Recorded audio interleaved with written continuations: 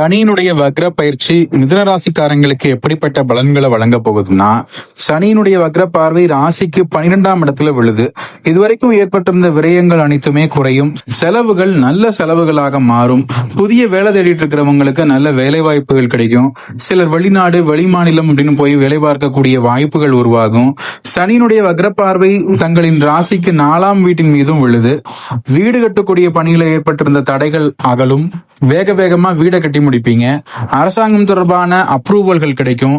பாதி பணம் தந்து பேசி வச்சிருந்த சொத்தை மீதி பணம் கொடுத்து முடிப்பீங்க. சனி பகவான் உங்கள் ராசிக்கு 7ஆம் வீட்டை அதனுடைய வக்ர பார்வையினால பாக்குறாரு. சுபகாரியங்கள்ல இருந்த தடைகள் அதனால விலகும். திருமண வயதுல இருக்கிற ஆண் பெண் இருபாலருக்கும் திருமணம் தேடி வரும்.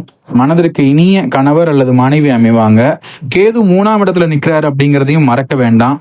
முயற்சிகள்ல வேகத்தை அதிகப்படுத்தினா மட்டுமே வெற்றிகள் கிடைக்கும். எக்காரணம் கொண்டும் பணிகளை தேங்க விடாதீங்க, சோம்பலை விரட்டுங்க. இந்த காலகட்டத்துல குரு பகவான் ஏறக்குறைய 2 மாதங்கள் அதிசாரமா சஞ்சாரம் செய்ய இருக்கிறாரு. அந்த காலகட்டத்துல தனவரவு அப்படிங்கிறது திருப்திகரமா இருக்கும். குழந்தை பாக்கியம் எதிர்பார்த்தவங்களுக்கு நல்ல செய்தி வந்து சேரும்.